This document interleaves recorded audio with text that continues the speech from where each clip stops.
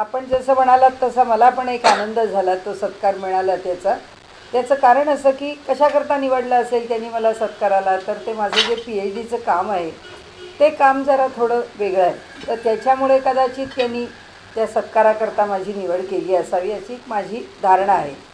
आणि त्याचा मला आनंद अशाकरता आहे की जी एक चांगली गोष्ट मला करता आली त्या निमित्ताने ती अशी की आता जवळजवळ या 401 वर्षात तरी कुणी पुन्हा प्रस्थानत्रयीवर भाष्य केलं नव्हतं.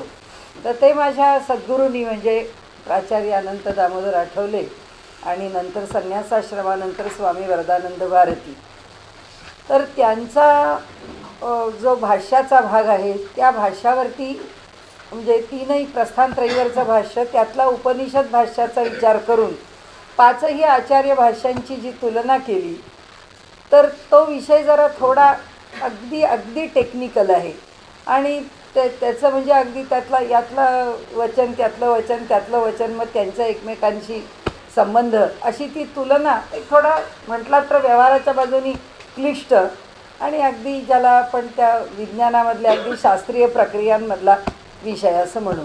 पण त्याची दखल विद्यापीठ घेईल यात काही विशेष नवल नाही, कारण असं विद्यापीठाच्या स्तरावरती त्यांना तर PhDलाच तो थिसिस दिला म्हटल्यावर वाचणं भाग आहे, काहीतरी करणं भाग आहे. पण त्यांनी मला विद्यापीठ स्तरावरती सुद्धा खूप समाधान वाटलं, कारण जे 2 मला रेफरीज होते ते इतके चांगले कसे मिळाले. म्हणजे मला असं वाटतं की जेव्हा इतकी मोठी माणसं असतात की ज्याचं काम आपण करायला घेतो अनायासे आपल्याला प्रत्येक गोष्ट अनुकूल होते याचा मला तिथे प्रत्यय आला. म्हणजे मी स्वामी वरदानंदांचं काम केलं, 5 आचार्यांची ती तुलना, तर सगळ्या आचार्यांचे आशीर्वाद आणि मला स्वामी वरदानंदांच्या बाबतीमध्ये 2 गोष्टी सिद्ध करायच्या होत्या. एक की या काळामध्ये जसे हे सगळे आचार्य आहेत तसे तेही आचार्य आहेत, कारण शंकराचार्यांच्या तत्त्वज्ञानाला अनुसरून त्यांनी भाष्य लिहायला घेतलं आणि संतांची भूमिका काय आहे ती मांडली. म्हणजे ज्ञानेश्वरांनी जसं ज्ञानेश्वरीत म्हटलं आहे की भाष्यकारा ते वाटा पुसतू, भाष्यकारांना वाट म्हणजे विचारत त्यांचा मागोवा घेतच मी ज्ञानेश्वरी संपन्न केलेली आहे. तसंच त्यांनी भाष्यकारांच्या पाठोपाठ शंकराचार्यांच्या पाठोपाठ त्यांच्या मार्गाचं अनुसरण करून संतांचं तत्त्वज्ञान काय आहे हे त्यांनी त्या ठिकाणी मांडलं आहे. तर तिथे सत्काराला उत्तर देताना ज्या 1-2 सूत्र सांगितली ती मी आपल्या पुढे मांडते. की संतांचं सूत्र एक आहे, कुठेही संत कबीरांपासून माणिक प्रभूंच्यापर्यंत तिकडे अगदी हिमालयामध्ये शंकराचार्यसुद्धा जेव्हा समाजाला मार्गदर्शन करण्याकरता येतात तेव्हा शंकराचार्यांच्यापासून अगदी सगळ्या आत्ताच्या आधुनिक म्हणजे मी ज्यांची तत्त्वज्ञानाची सिद्धी केली ते स्वामी वरदानंद भारती अशा आचार्यांपर्यंत सगळे एकच भाषा बोलतात. आणि संत म्हणून आपल्याला काही सांगत असले तर ते आपल्याला म्हणतात की बाबांनो, माणिक प्रभूंची फार सुंदर गझल आहे, त्या गझलमध्ये त्यांनी सुरुवातीला असं म्हटलेलं आहे की म्हणाले एक आहे की भगवंतानी जर आमच्यावर कृपा केली, त्यांनी द्वयर्थी लिहिलेली आहे की त्यावेळी मुसलमान आमदानी आणि त्यांचा होणारा हिंदूंचा छळ आणि धर्मांतरण ह्या गोष्टी विचारात घेऊन ती गझल अनेक प्रकारांनी त्यांनी त्या ठिकाणी मांडलेली आहे. त्यातला पहिला भाग आपल्याला कोणत्याही काळामध्ये किंवा त्याचा सरळ अर्थ कोणत्याही काळामध्ये सारखाच महत्त्वाचा आहे. त्यांनी असं म्हटलं की खुदा अगर दे नजर तुमको तो हर सूरत खुदा की है. तर ते म्हणतात की भगवंतानी जर आम्हाला खरंच जगाकडे पाहण्याची दृष्टी दिली तर दिसणारी प्रत्येक गोष्ट हे भगवंताचंच स्वरूप आहे.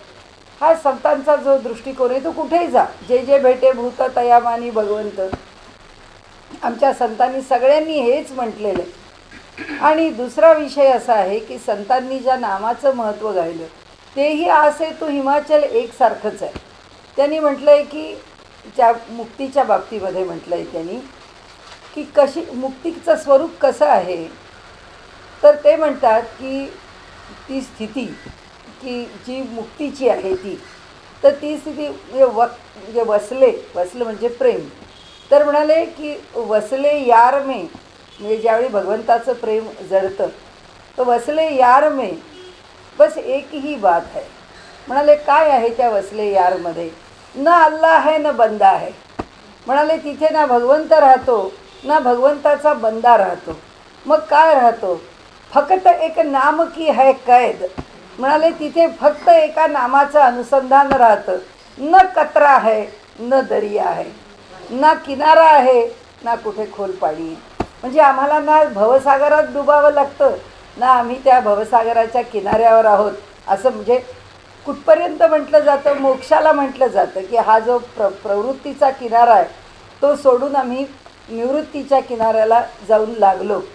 म्हणाले इथे किनारा वगैरे काही नाही. या भक्तीच्या मध्ये फक्त एकच गोष्ट आहे म्हणाले की त्या भगवंताशी जेव्हा एकरूपता म्हणजे वसले म्हणजे प्रेम, भगवंताचं प्रेम जेव्हा संत प्राप्त करून घेतात तेव्हा त्या प्रेमामध्ये तिथे ना भगवंत शिल्लक राहतो ना भक्त शिल्लक राहतो. तिथे फक्त एक नामाचं अनुसंधान शिल्लक राहतं. तेवढं एक अनुसंधान आहे आणि ते नाम आहे. हे तरी का सांगितलं? याचं महत्त्व असं की आमच्याकडे काय नाम सांगणाऱ्या ओळ्या पुष्कळ कमी आहेत का? पुष्कळ आहेत संतांनी सांगितलेल्या. पण त्यांनी सांगितलं की तिथे शेवटी जर भगवंताचं प्रेम आहे तुम्हाला असं म्हणता आणि सुफी पंथाच्या माध्यमामधून तुम्ही आमच्या धर्मावरती कुरघोडी करण्याकरता अनेक काव्य आमच्या पुढे फेकता, कारण अनेक उपदेश आमच्या पुढे टाकता की अगर है शौक मिलने का तो हरदम ल लगाता जा, न जा मस्जिद न रख रोज़ा न मर भूखा न कर सिजदा, मुसल्ला फाड़ तस्बी तोड़ किताबें डाल पानी में, हुक्म है शाह कलंदर का अनल हक तू कहाता जा.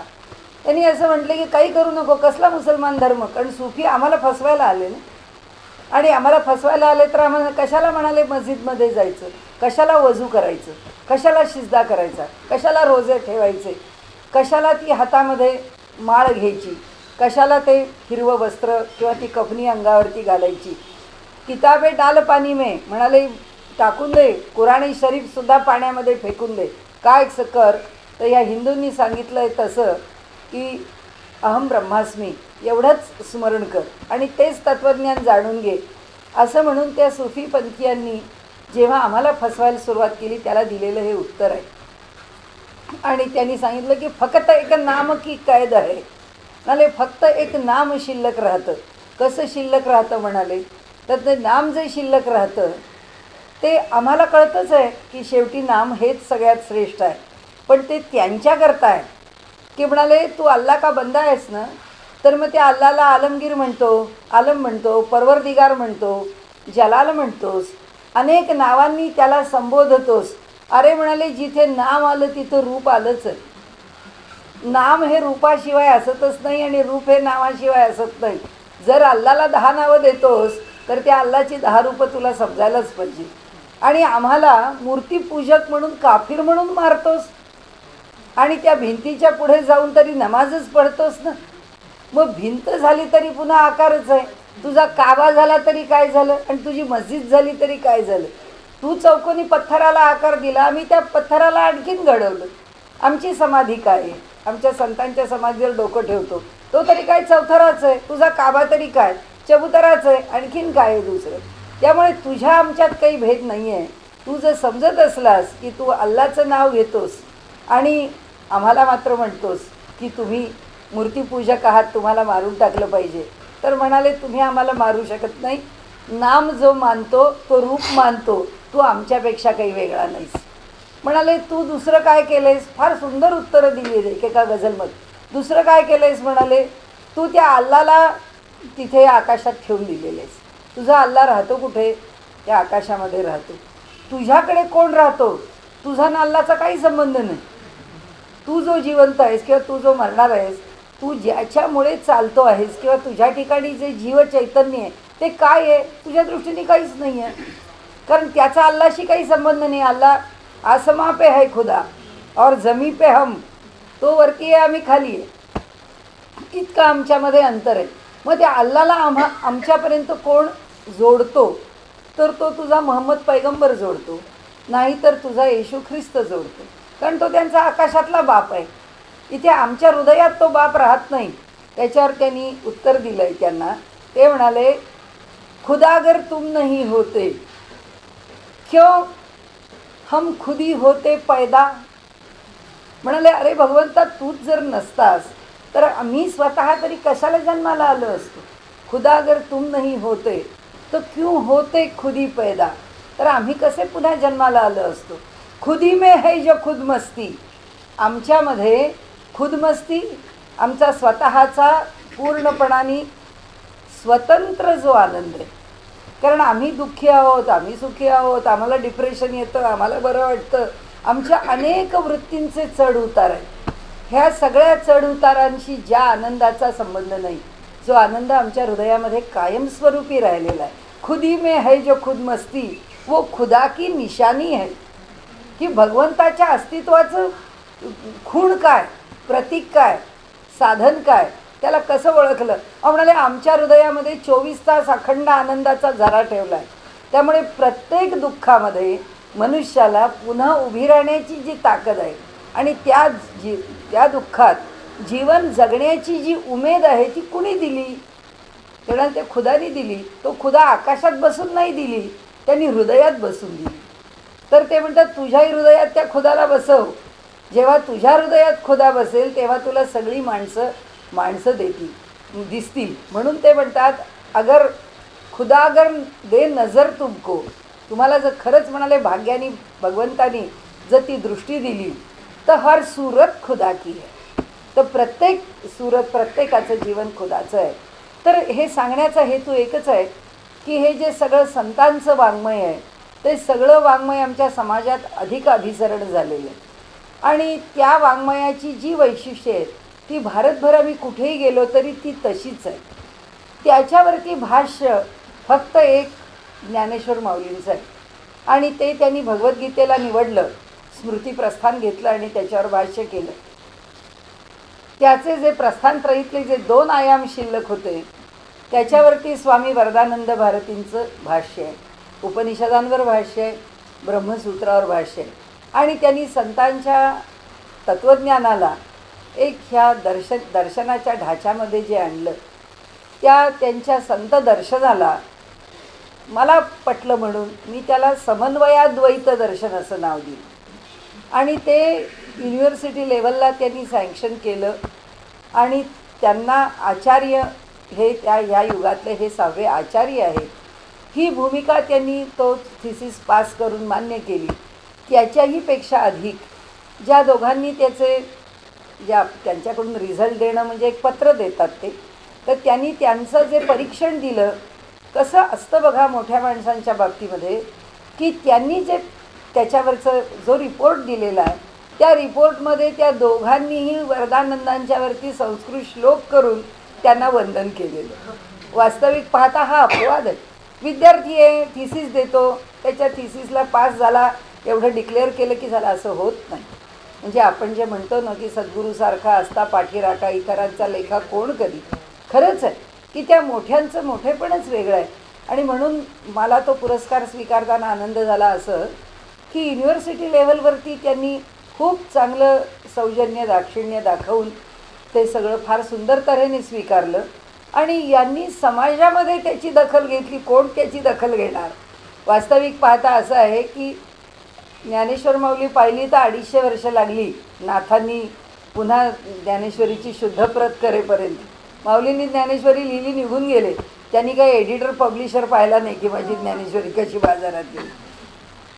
त्याचा काही संबंध आला नाही. लोकांनी, समाजाने राखली. आपल्याकडे पूर्वीपासून अजूनही आपल्याला जे लिखाणाचं महत्त्व आहे ना की प्रत्येक घराघरामध्ये लोकांनी पोथ्या लिहून ठेवल्या.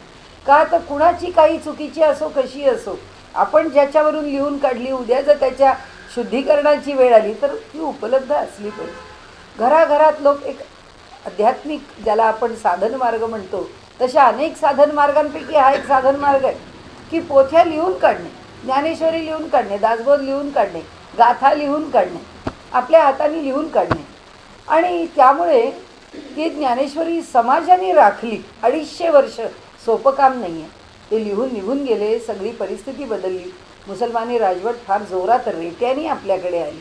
म्हणजे माऊली विश्व स्वधर्म सूर्य पाहो असं म्हणतात. त्यांचं लिखाण होऊन ती शाहीसुद्धा वाळली नाही तोवर परचक्र, आणि तोवर आमच्यावर आक्रमण आणि मुसलमानांची आमदानी सुरू झाली. तर सांगण्याचा हेतू असा आहे की हे सगळं संत करत नाही, काम करून निघून जातात. पण ते सांभाळण्याचं काम समाजाने करायचं आहे. मला आश्चर्य वाटलं की त्यांनी त्याची दखल घेऊन वरदानंदांचं भाषा, आता कोण त्या भाषाकडे पाहतोय. म्हणजे मला जेव्हा मी ते लिहायला घेतलं तेव्हा आमच्या बाईंना मी म्हटलं, बाई हे सगळं आपण उद्योग करतोय, हे सगळं उद्योग कोण पाहणार आहे. म्हटलं मला तर असं वाटतं की PhDचा थिसिस हे त्या व्यक्तीचं लाडकं बाळ असतं, बाकी दुसरं कोणी त्याच्याकडे पाहत नाही. कारण लाडाचं वेडं झालेलं पोर दुसऱ्या कोणाला नको असतं. ही आई बिचारी आपल्या वेड्या पोराला सांभाळत असते. तसं हिचा प्रबंध आहे किंवा कुणा ज्या व्यक्तीचा प्रबंध आहे त्याला त्याचं कौतुक आहे, दुसरा कोणी पाहत नाही. पण सत्पुरुषांचं कार्य आहे ते काळाचा विचार करता काळाला अनुसरून पाहिलं तर फार थोड्या काळामध्ये त्याची दखल घेतली आहे. कारण 1-2 वर्ष नाही झाले आणि त्यांच्या लिखाणाला 25 वर्ष नाही झाली तर लोकांनी त्याची दखल घेतली. आणि म्हणून मी त्यांना त्यावेळी म्हटलं की ह्या 25-एक वर्षामध्ये त्यांच्या लिखाणाच्या ह्या भाष्याचा समाजाने विचार करावा. म्हटलं त्यांचं ऋण आहे आणि समाजाचं हे काम आहे की समाजाने हे जोपासलं पाहिजे, हे आमचं आहे म्हणून राखलं पाहिजे, त्याचा प्रचार प्रसार केला पाहिजे. आणि त्यामुळे म्हटलं हे काय पुरस्कार माझा नाहीच आहे, कारण म्हटलं तिथे आपल्याला काही ते लिखाणाची ताकद नाही. ज्यांनी लिहून घेतलं ते त्यांना अपेक्षित आहे, म्हणून या काळामध्ये त्यांनी त्याचा विचार केला. असं मी उत्तर देताना तिथे म्हटलं आहे की शेवटी संतांचं तत्त्वज्ञान आहे, ते तत्त्वज्ञान समाजाच्या पुढे यावं. आणि म्हणून तुम्ही या निमित्ताने माझं पण माध्यम काय, त्यालासुद्धा काहीतरी माध्यम पाहिजे, तुम्ही आम्हाला एक माध्यम म्हणून स्वीकारलं. तर असो, आपण आपला विषय सुरू करू. समास 7वाचा आहे. आता 23वी ओवी. जेथे उपाये तोची अपाये आणि अपाये तोची उपाये, हे अनुभवे वीण काये उमजो जाणे. आता हा जो विषय चालला आहे त्यांचा की परमात्म्याच्या ठिकाणी कसे परस्पर विरोधी गुण आपल्याला बघायला मिळतात, त्याचा कसा आपण अनुभव घेतो, त्या दृष्टीने त्यांनी हा विषय मांडला की ते असत आहे. जेथे उपाये तोची अपाये. उपाय काय आहे? उपाय म्हणजे साधन आहे. साधन कशात आहे? साधन द्वैतात आहे की मी साधन करतो आहे. कशाकरता करतो आहे? तर ईश्वराच्या प्राप्तीकरता करतो आहे, हा त्याच्या मागचा भाव आहे. पण हे आलं, मी आलो की द्वैत आलंच, म्हणजे ते सगळं साधन द्वैतात आलं. जेथे उपाये तोची अपाये. पण द्वैतात भयम असं वर्णन केलं आहे की द्वैत हेच भयाचं याचा अर्थ जे योग्य नाही, जे टिकाऊ नाही, जे टिकणार नाही, असं हे द्वैताचं स्वरूप आहे. आता द्वैतात भय आहे. भय म्हणजे आमच्याच करता आम्हाला भय आहे की ज्या साधनेच्या मार्गाने पुढे जाऊन तो अनुभव घ्यायचा आहे, तो अनुभव घेता येणार नाही जर आम्ही अखंड द्वैतात राहिलो तर. म्हणून जेथे उपाये तोची अपाये. जिथे म्हणाले आम्ही उपाय आहे असं म्हणतो, तोच वास्तविक मुळात अपाय याचा अर्थ तेच आमच्या साधन मार्गाला अडचण आणणारं आहे, ते ब्रह्माच्या ठिकाणी पोचण्याकरता आम्हाला अडसर घालणारं आहे. आणि अपाये तोची उपाये. आणि म्हणाले तसंच द्वैताला जे निष्फळ व्हावं लागलं तर म्हणाले त्याच्या बाबतीतला उपाय काय, तर ज्याला आम्ही अपाय म्हटलं इथे वर अपाय कशाला म्हटलं की ब्रह्माला भेटण्याच्या बाबतीत तो अपाय आहे. आता ब्रह्माला भेटण्याच्या बाबतीत जो अपाय ठरतो तोच खरा इथे उपाय आहे. म्हणजे असं की सगळं द्वैत सोडावं आणि अद्वैत भावाने परमेश्वराशी एकरूप व्हावं. आणि म्हणून म्हणाले द्वैताला निष्फळ करणं आणि अद्वैताचा स्वीकार करणं हेच भगवंताच्या प्राप्तीचं यशाचं गमक आहे. म्हणून जे नुमजताच उमजे. ज्याला असं वाटतं की मला ब्रह्म कळलं, त्याला काहीच कळलं नाही.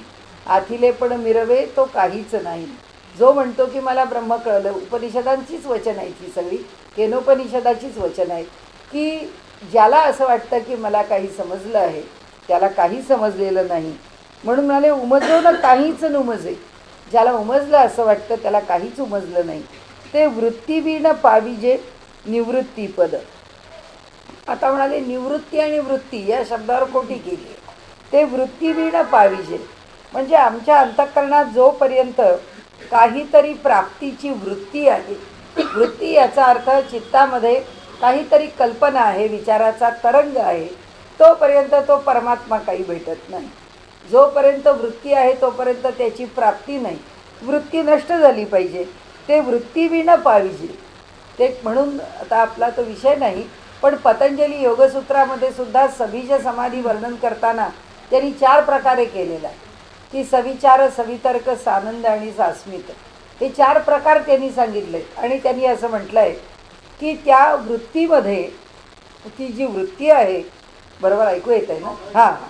मग ती जी वृत्ती आहे, ती वृत्ती जोपर्यंत एका भावानी का टिकेना, एका विचाराने का टिकेना, आनंद म्हणून का टिकेना, कुठल्याही स्वरूपात अस्मिता म्हणून का टिकेना, कुठल्याही विकल्प म्हणजे याला पर्याय तो म्हणून का टिकेना.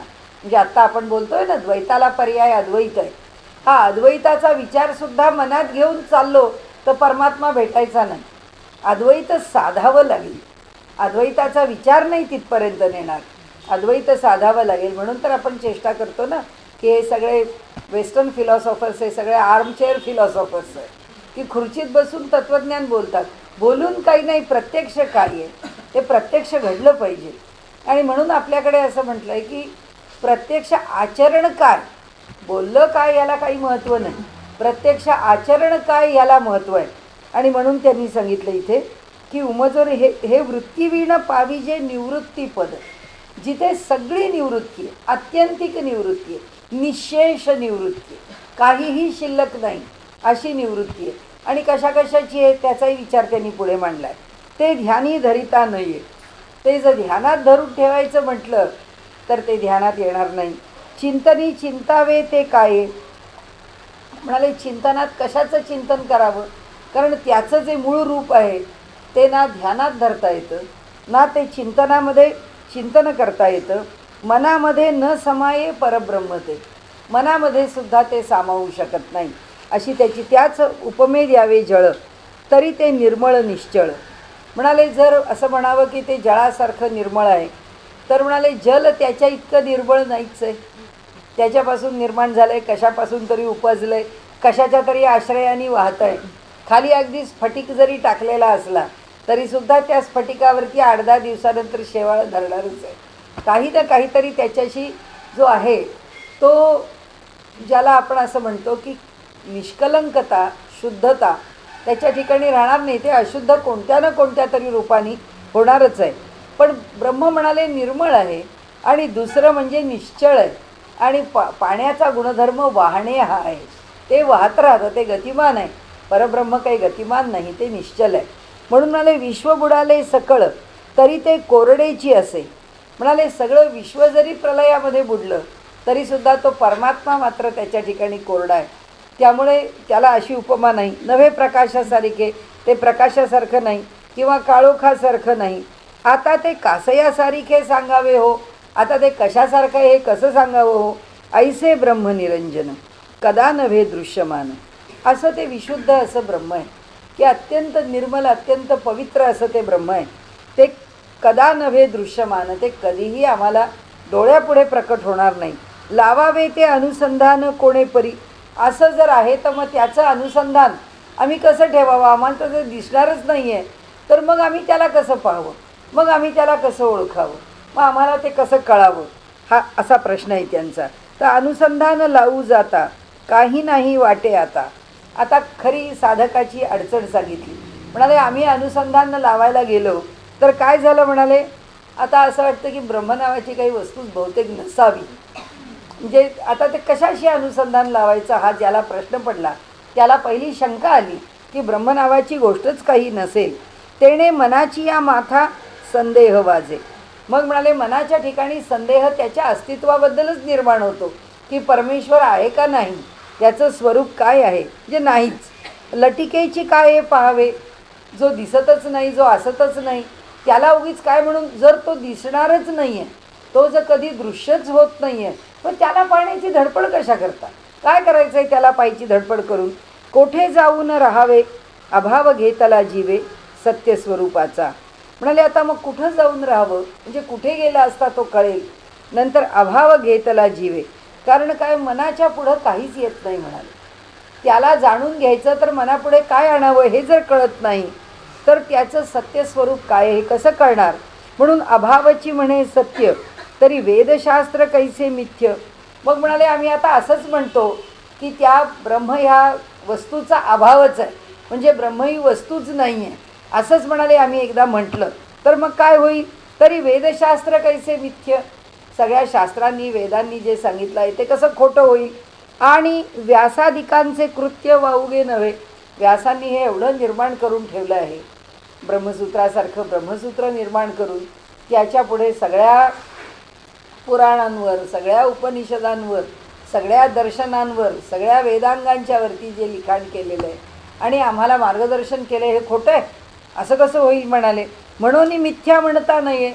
आता दुसरी बाजू ते सांगतात, म्हणून त्याला ब्रह्माला आम्हाला मिथ्या म्हणजे खोटं म्हणता येत नाही. बहुत ज्ञानाचे उपाये बहुती निर्मिले ते काये मिथ्या म्हणावे. म्हणाले किती साधन मार्ग किती लोकांनी निर्माण केले.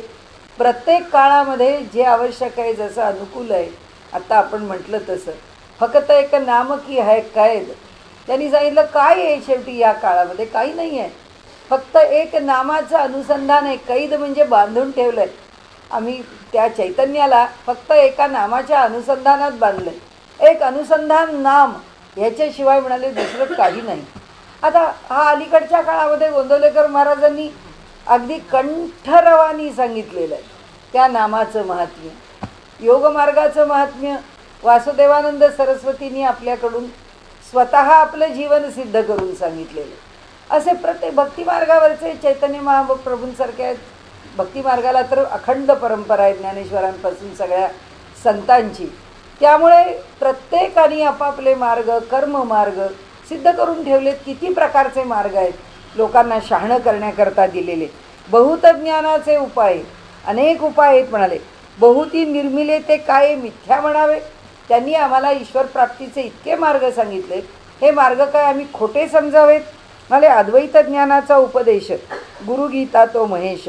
अद्वैत ज्ञान महेशानी गुरुगीतेमध्ये पार्वतीला सांगितलेलं. आपण जेवढी म्हणून गुरुच्या स्तुतीचे श्लोक म्हणतो, हे ब्रह्मानंदम परमसुखदम किंवा गुरुर ब्रह्मा गुरुर विष्णू अखंड मंडलाकारम वगैरे वगैरे, ते सगळे त्या गुरुगीतेतले.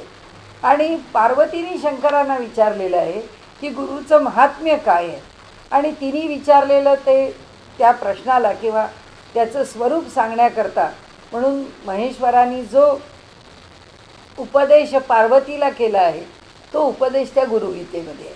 म्हणाले ती गुरुगीता सांगता होय पार्वतीचं पार्वती प्रती अवधूत गीता केली गोरक्षाने निरोपिली. म्हणाले अवधूत गीता आहे ती गोरक्षनाथांनी गोरक्षास निरूपिली. म्हणाले त्यांनी त्यांच्याकरता निर्माण केली आहे. ते अवधूत गीता बोलिली ज्ञानमार्ग. त्या अवधूत गीतेने ज्ञानमार्ग सांगितलेला आहे गोरक्षनाथांच्याकरता सांगितलेल्या गीतेने. विष्णू होऊन राजहंस हंसगीता आहे. म्हणाले विधीस केला म्हणजे ब्रह्मदेवाला उपदेश केला आहे.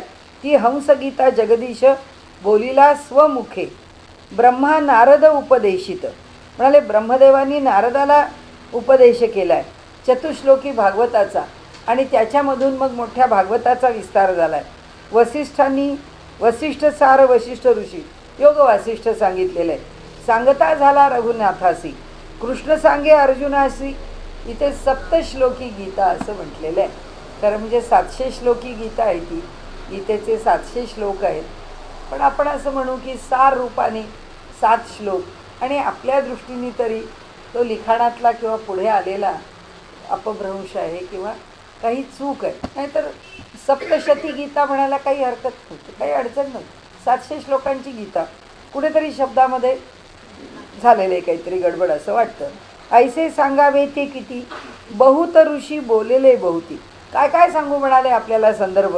अनेक ऋषींनी अनेक गोष्टी सांगितल्या आहेत. अद्वैत ज्ञान आदी अंती सत्यची असे.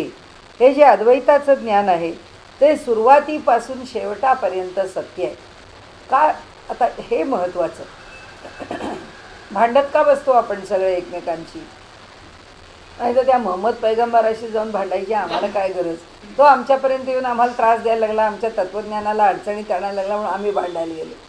ख्रिश्चनिटीशी आम्हाला वैर घेण्याचं काय कारण. त्याचं कारण आहे आम्हाला हिंदूंना बळजबरीने धरायचं, फसवायचं, बाटवायचं. हेच काम जर व्हायला लागलं तर आम्हाला तुमच्यातले दोष सांगायला पाहिजे.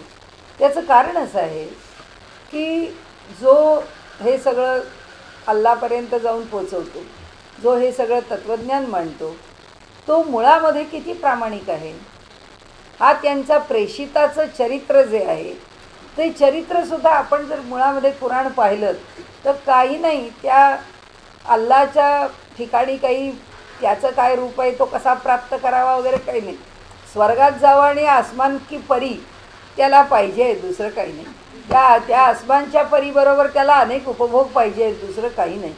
म्हणजे केवळ आम्ही स्वर्गसुख आमच्या इकडे दाखवलं, स्वर्गाचं सुख काय आहे हे सांगितलं, आणि ते सुख कसं आहे, कशाचा परिणाम आहे, आणि ते संपल्यावर तुला कसे लाथ मारून तिथून हकलून देतात तेही सांगितलं. आणि पुढे असं म्हटलं की पुन्हा पहिल्यासारखे जन्मन पुन्हा पहिली परिस्थिती, म्हणजे ते अंतिम नाही. आणि इथे आसमान की परी त्यांना अंतिम आहे, ही जी सगळी मिळणारी बाकीची सगळी सुखं आहेत ती त्यांना अंतिम आहे. म्हणजे त्याची मर्यादा, दुसरी मर्यादा ख्रिश्चनिटीमध्ये आहे की परस्पर विरोधी विधानं आहेत त्या ठिकाणी लिहिलेली, बायबलच्या कमांडमेंट्स आहेत, त्याच्यामध्ये परस्पर विरोधी विधान आहेत. आणि त्या सगळ्यापेक्षा आधी की हा येशू ख्रिस्त भारतामध्ये येऊन तो काश्मीरमध्ये राहून त्यांनी भारतीय तत्त्वज्ञानाचा म्हणजे गीतेचा अभ्यास केलेला आहे. आणि तो अभ्यास करून तो स्वतः कबूल करतो आहे, तो लिहितो आहे. त्याचा इतिहास लिहिताना तो तिबेटच्या मार्गाने परदेशामध्ये निघून गेला, आणि तिथे गेल्यानंतर त्यांनी जे तत्त्वज्ञान लिहिलं, जे नाव आपल्याला स्वीकारलं, ते सुद्धा आमच्या बाबाराव सावरकरांचं पुस्तक जर वाचलं, ख्रिस्ताचे हिंदुत्व, तर त्याच्यामध्ये त्यांनी सगळ्या शब्दांचं साम्य दिलं आहे. ख्रिस्त हा शब्द कृष्णापासूनच आलेला आहे, इथपासून तिथे त्याच्या साम्याची आहे की काय नाव घेतलं त्यांनी, कशाचा अपभ्रंश झाला वगैरे वगैरे. पण या तत्त्वज्ञानावरून मी माझं ख्रिश्चन धर्माचं तत्त्वज्ञान बनवलं. मला कोण भेटला तिथे, शालिवाहन शकाचा तो थोडासा समकालीन, थोडासा म्हणजे त्यांच्या आयुष्यात ते एकावेळी भेटले. म्हणजे कसं की जे इसवी सन आहे ते इसवी सन जन्मापासून सुरू झालेलं आहे, आणि त्यामुळे आमचं जे शक आहे शालिवाहन शक, ते शालिवाहनाच्या मृत्यूपासून सुरू झाले. हे दोघे एकमेकांना भेटलेले आहेत, पण त्याच्यामध्ये याच्यामध्ये जे 78 वर्षाचं अंतर आहे ते जन्मापासून आणि मृत्यूपासून एवढाच त्याच्यामध्ये भेद आहे. आणि त्यामुळे तो जो शककर्ता आहे, तो शककर्ता हा ख्रिश्चनांचा म्हणजे येशूचा हा समकालीन आहे वास्तविक. पण असो, त्या सगळ्यामध्ये आपल्याला नाही पडायचं. इथे वाद कशाचा आहे की द्वैत स्वीकारलं आहे आणि एका तत्वाची तुम्ही स्थापना केली आहे. त्या तत्वाची स्थापना केल्यानंतर ते तत्व कशापासून घेतलं हे मान्य करायला तयार नाही आहे. म्हणजे पहिल्यांदाच तुम्ही हिपोक्रेट्स आहात, तुम्ही ढोंगी आहात, तुम्ही दांभिक आहात. दंभावरती धर्म उभा राहू शकत नाही आणि तो धर्म अंतिम सत्य दाखवू शकत नाही. म्हणून आम्ही त्यांच्याशी भांडतो. नाही तर आम्हाला भांडायचं काय पडलं, तुम्ही काही करा ना, पण तुम्ही तुमची श्रेष्ठता आणि आमची कनिष्ठता सिद्ध करून आमच्या धर्मावरती जे हल्ले करता ते फक्त आम्हाला मान्य नाही. बाकी तुम्ही काय तत्त्वज्ञान सांगावं आणि तुम्ही कसं जगावं याच्याशी आम्हाला काही घेणं देणं नाही.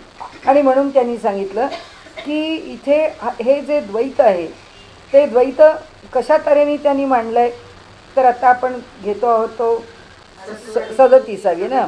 या ठिकाणी ऐसे सांगावे ते किती, बहुत ऋषी बोललेले बहुती, अद्वैत ज्ञान आदी अंती सत्तेची असे, म्हणून मिथ्या आत्मज्ञान म्हणता पाविजे पतन, प्रज्ञेरहित जे जन तयासी हे कळेना. म्हणाले आता ही जी सप्तश्लोकी गीता सांगितली असं त्यांनी म्हटलं आहे तिथे. असं मी किती म्हणाले संदर्भ देऊ आपल्याला. पुष्कळ ऋषींनी पुष्कळ गोष्टी सांगितल्या. आता मुद्दा आपला हा होता की अद्वैत ज्ञान आदी अंती का आम्ही भांडतो. त्याचं कारण एकच आहे की आम्ही सुरुवात पण अद्वैतापासून करतो आणि अनुभव पण अद्वैताचाच येतो. म्हणजे हा आम्हालाच नाही येत, जगात ज्यांनी कोणी अनुभव घेतला असेल त्याला अनुभव तोच येणार आहे. कारण कोणाच्या धर्माचा कोण आहे त्याच्यावर काही कोणाचा अनुभव अवलंबून नाही. त्या परमेश्वराचा अनुभव किंवा त्या ब्रह्माचं ज्ञान जर झालं तर ते ज्ञान हे अद्वैत ज्ञानच आहे, ते काही द्वैत ज्ञान नाही आहे. आणि म्हणून ते म्हणतात की आदी अंती अद्वैत आहे. आम्ही मध्ये काय पत्करायचं ते पत्करू दे ना. आणि म्हणून आपल्याकडे अत्यंत प्रशस्त विचार आहे. भांडायला फक्त चार आमच्यासारख्या लोकांना लागतं, कारण असं आहे समाजामध्ये टिकावं लागतं. प्रतिकूलता आली की त्या प्रतिकूलतेला तोंड द्यायला लागतं, म्हणून कुणीतरी आपला समाजामध्ये काही मांडत राहतो आणि ज्याला त्याला उत्तर देत राहतो. कारण आता काहीतरी विधान करावं आणि ते विधान स्वीकारावं असं होऊ शकत नाही. त्याचं खंडन करणं अपरिहार्य आहे. म्हणून नाही तर म्हणाले हे जे अद्वैत ज्ञान आहे त्या ज्ञानाची आम्ही फक्त मांडणी केली आहे उपनिषदांनी. कुणाला सांगू नये हे भगवंतानी गीतेमध्ये सांगून ठेवलं आहे की इदम ते ना तपस्काय ना भक्ताय कदाचन. जो अतपस्वी आणि अभक्त आहे त्याला हे तत्त्वज्ञान कधीही सांगू नको, की हे त्याच्यापर्यंत नेण्याची आवश्यकताच नाही आहे. म्हणजे अशा प्रकारे त्यांच्याशी वाद घालायला बसायला पाहिजे असं नाही, पण अस्तित्वाचा प्रश्न आहे तेव्हा त्याच्याशी वाद आहे. तर इथे त्यांचं म्हणणं असं आहे की हे जे अद्वैत आहे ते आदी अंती जे अनुभवाला येतं ते आम्हालाच अनुभवाला येतं असं आम्ही दावा करत नाही. म्हणून वैदिक परंपरा आमच्या गायत्री मंत्रातच म्हणते की धियो यो न प्रचोदयात, की आमची बुद्धी तू सन्मार्गावरती प्रेरित कर. आणि त्या आमचीवरचं जे भाष्य आहे ते भाष्य असं आहे की आमची म्हणजे माझ्या स्वजनांची आणि माझ्या शत्रूंची सुद्धा, माझ्या विरोधात असणाऱ्यांची सुद्धा. आम्हाला काही म्हणाले भय नाही आहे. आमची सगळ्यांची बुद्धी सन्मार्गावर प्रेरित कर, तो त्याचा धर्म सोडून माझ्या धर्मात ये असं आम्ही कधीही म्हणत नाही. तू जिथे आहे स्वधर्मे निधनम श्रेया परधर्मो भयावहा, की आपल्या धर्मामध्ये आपण राहावं, दुसऱ्याच्या धर्मामध्ये प्रवेश करण्याचं काही कारण नाही आहे. त्याचं कारण असं की सन्मार्ग नेहमी एकच असतो आणि त्यामुळे कुठल्याही धर्माचा मनुष्य सन्मार्गावरती आला तर तो आमच्याच मार्गाने जाणार आहे. न अन्य पंथा विद्यते अयनाय, याच्यापेक्षा अन्य मार्ग असूच शकत नाही. सन्मार्गाशिवाय दुसरा मार्गच नाही. मग तो कोणत्या धर्माचा आहे काही अडचण नाही आहे, कुठल्याही असू दे. बाहेर कोणी मोठं कुंकू लावलं, मला नेहमी चिडवत असत आमचे करंदीकर ज्यांचा इथे योगाचा क्लास आहे ना पॅपिलॉनच्या इथे, तर ते म्हणायचे कल्याणी तुला असं वाटतं का की तू मोठं कुंकू लावलं म्हणजे तुझ्या हिंदू धर्माचं रक्षण होईल. म्हटलं नाही, माझा हिंदू धर्म फक्त माझ्या कुंकवावर अवलंबून असता तर म्हटलं मी सगळ्या अंगभर कुंकूच लावलं, कपाळावर मोठं कशाला लावलं, एवढ्यावरच हिंदू धर्म टिकणार असता. तर सांगण्याचा हेतू असा की बाहेर काय आहे याच्यावर काही अवलंबून नाही आहे.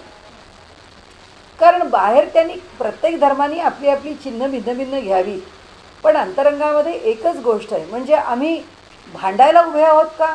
आमचा धर्म कधीही भांडायला उभा नाही. आमचा धर्म कधीही दुसऱ्याला धर्मांतरित करून घेण्याची भाषा बोलत नाही. उलट दुसरा जर धर्मांतरणाला तयार झाला तर आपण म्हणतो नाही. एवढंच काय, आपल्याकडे साधी गुरुपरंपरा आहे की एका गुरुपरंपरेमध्ये उपदेश घेतला आणि एखाद्याला असं वाटलं की नाही नाही हे पण गुरु चांगले आहेत त्यांचा उपदेश घ्यावा, तर ते गुरु आधीच सांगतात तू त्यांचा उपदेश घेतलायस ना, आता पुन्हा माझा उपदेश घ्यायला यायचं नाही. का नाही यायचं? त्याचं कारण असं आहे की सगळेच गुरु चांगलेच आहेत. त्या मार्गावरती तू चालत राहायचं आहेस. तू जिथपर्यंत चालशील आणि जसा चालशील तसा तू अनुभव घेशील. आणि त्यामुळे इथे त्यांनी जे म्हटलं आहे ते एकच म्हटलं आहे की हे जे अद्वैत ज्ञान आहे त्या अद्वैत ज्ञान आधी अंती तसंच आहे. म्हणून आपण आता गायत्री मंत्राचा उल्लेख केला की मार्ग कुणाचा कोणताही असो तो मार्ग तिथंच जाऊन पोचणार आहे. आणि समर्थांनी आपल्याला तेच सांगितलं आहे की तत्त्वज्ञान अंतिमतः अद्वैतच आहे.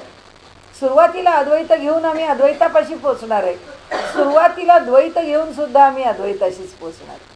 अंतिम अनुभव जो घ्यायचा आहे तो अंतिम अनुभव तोच आहे. आम्हाला कोणत्या अनुभवावर थांबायचं आहे हा आमचा विषय आहे आणि आम्हाला कोणत्या अनुभवावर सुरू व्हायचं आहे हा पण आमचा विषय आहे. म्हणजे जसं फिजिक्स आहे तो इलेक्ट्रॉन प्रोटॉन न्यूट्रॉनपासून सुरू करतो आणि जशी केमिस्ट्री आहे ती मॉलिक्यूल आणि एलिमेंटपासून सुरू होते. ते म्हणतात की आम्हाला त्याचे जी काही मिक्सचर्स आहेत किंवा जो मूलभूत एलिमेंट आहे त्याच्यापासून आम्हाला त्या एलिमेंटच्या मागे नकोच आहे, कारण आम्हाला प्रत्यक्ष रासायनिक प्रक्रिया पाहिजे, कारण आमचं प्रत्यक्ष प्रमाणवादी शास्त्र आहे. त्यामुळे त्या भौतिकशास्त्रासारखं म्हणजे फिजिक्ससारखं आम्हाला त्या ॲटमपर्यंत जायची गरज नाही. पण आता असं आहे सगळीच शास्त्र विकसित झाली, मग फिजिकल केमिस्ट्री आली, मग सगळं आलं, मग सोडा त्याच्या अनेक शाखा एकत्र होत गेल्या. पण इथे समर्थांना सांगायचं आहे ते असं आहे की अद्वैतानीच सुरू करा.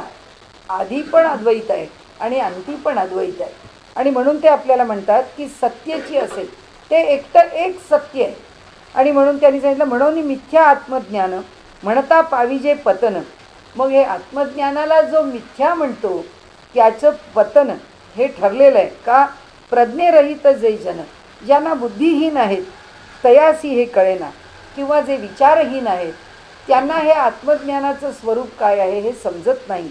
म्हणून जेथे शेषाची प्रज्ञा मंदावली, श्रुती समौन्य मुद्रा पडी, श्रुतीने नेती नेती म्हटलं, शेषाची सुद्धा एवढी विद्वत्ता बुद्धी ही सुद्धा त्या ठिकाणी थकली.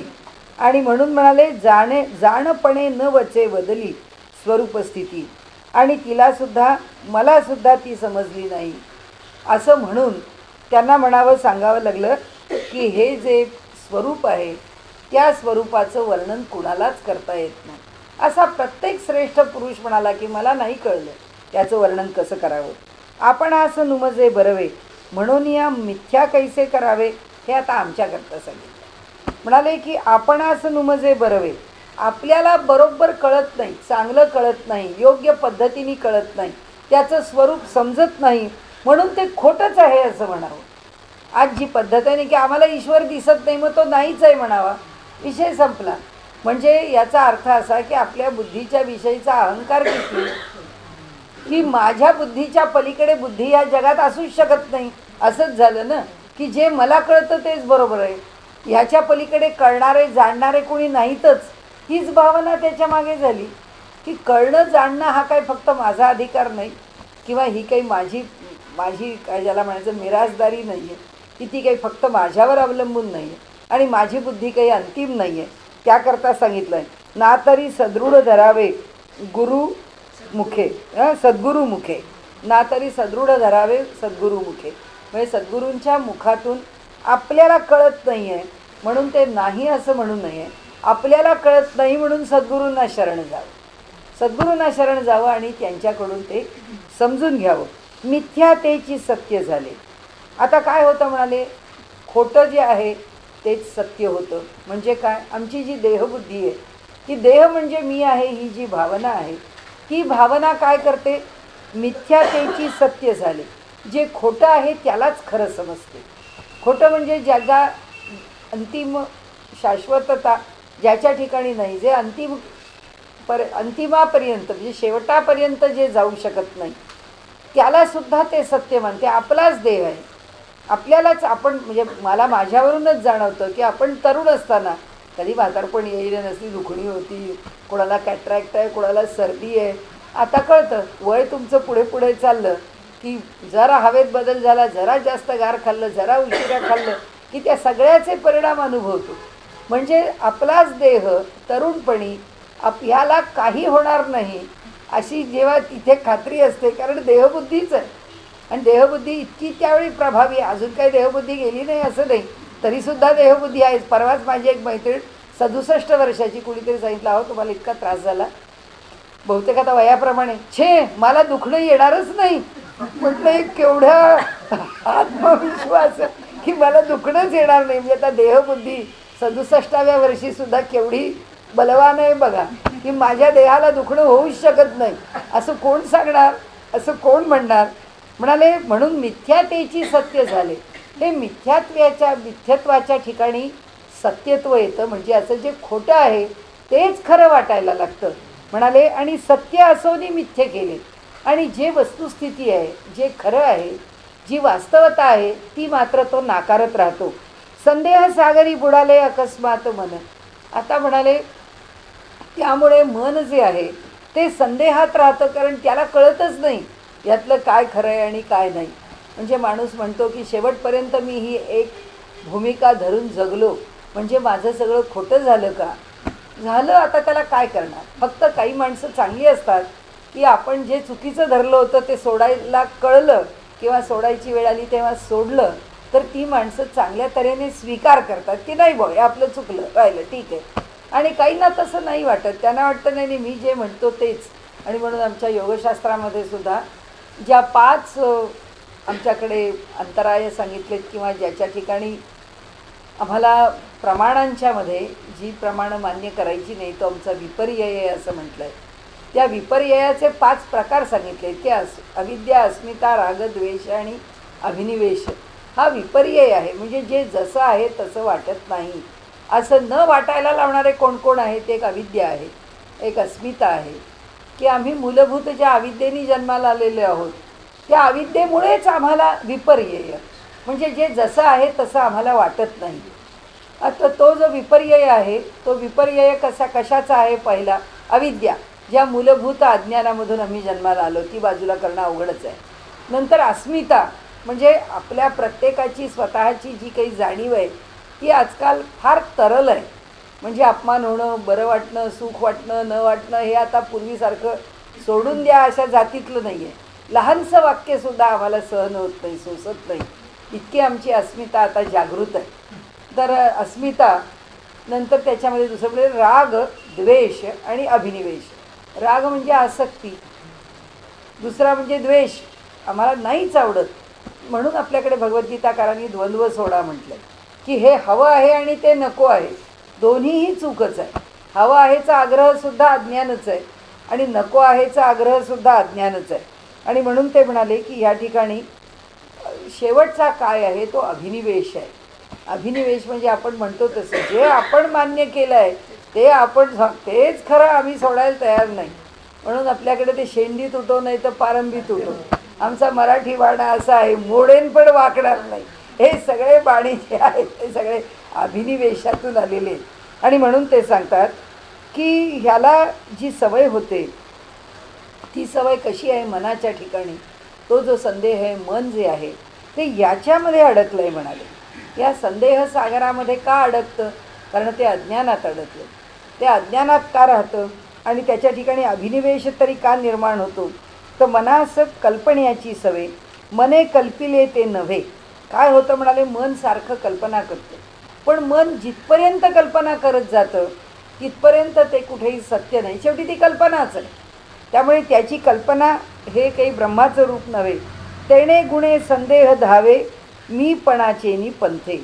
मग आता मनाची कल्पना जेव्हा टिकेनाशी होते तेव्हा काय होतो? अहंकार जागृत होतो.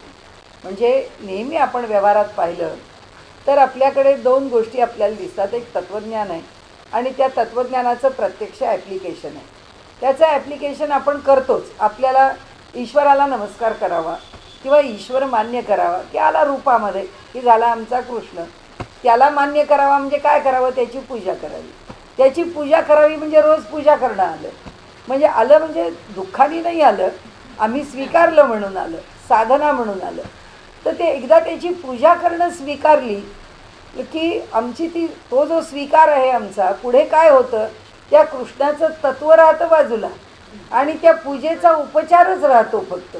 म्हणजे तत्त्व निघून जातो, उपचार राहतो. तसं त्यांनी सांगितलं इथे की कल्पनेने काही गोष्टी आम्ही स्वीकारत जातो.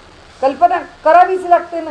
कल्पना केल्याशिवाय तो भगवान श्रीकृष्ण आहे, पाडव्याच्या दिवशी त्याचे कपडे बदलले पाहिजेत, त्याला नवीन वस्त्र घातली पाहिजेत, तो देव आहे, आमचा सण आहे, जे आमच्या आनंदाचं आहे, आधी त्याच्याबरोबर आनंद आम्ही वाटला पाहिजे किंवा आम्ही विभागून घेतला पाहिजे, त्याच्याबरोबर आम्ही आनंद अनुभवला पाहिजे वगैरे वगैरे. ही सगळी मनाची भावना आहे.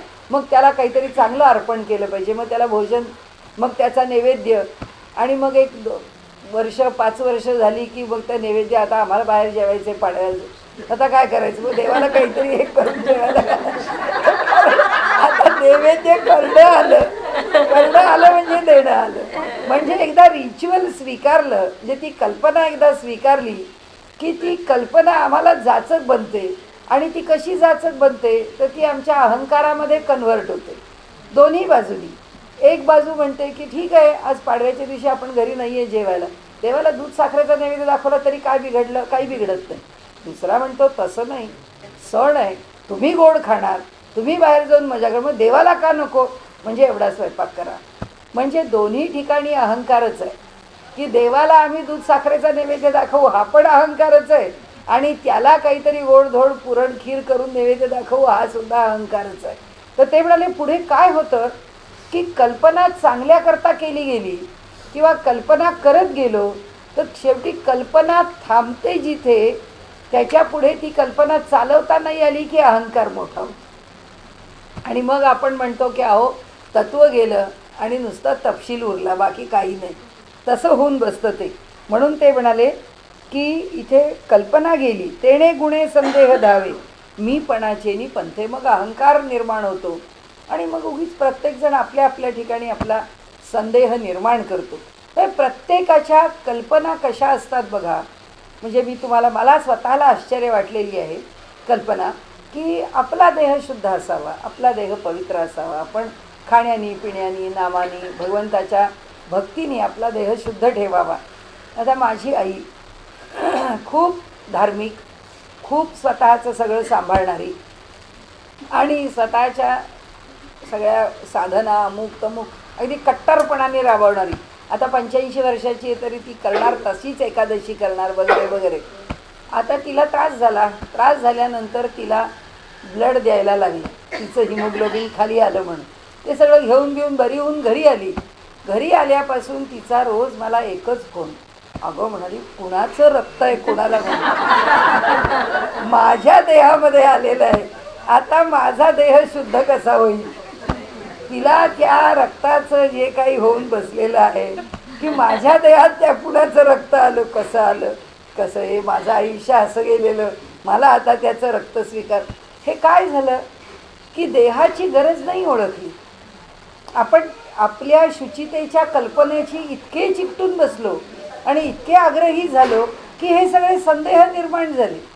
हे सगळे संदेह आहेत, नाही परिस्थितीजन्य आहे. त्याला काय करणार. आपला देह आहे, 85व्या वर्षी जर आपल्याला काही करावं लागलंच आपला भोग म्हणून, तर ते भाग आहे आता करून घेणं. हे मला पटणार नाही, हा अभिनिवेश आहे. आणि तो अभिनिवेश जे आम्ही करतो त्या करण्यामध्ये येऊन बसलेला नकळतचा अहंकार आहे. कारण अहंकार ही गोष्ट अशी आहे की ती कुणालाच सुटत नाही, ती प्रत्येकालाच कुठे ना कुठेतरी वेगळ्या रूपामध्ये ग्रासूनच असते. आणि म्हणून त्यांनी सांगितलं आता मी पण, आता माझं हे मनुष्य स्वीकारतो आणि मग त्या पद्धतीने व्यवहार करतो. तरी तो म्हणाले पयची मोडावा, बरोबर नाही, पथची मोडावा. हां, तरी तो पथची मोडावा, मग परमात्मा जोडावा.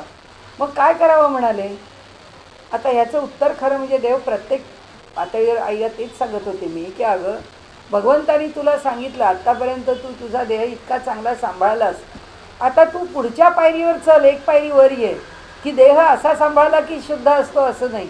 त्याला काही परिस्थिती आली तरी त्याची शुद्धता अबाधित आहे हे तो तुला एक पायरी पुढे नेऊन शिकवतोय.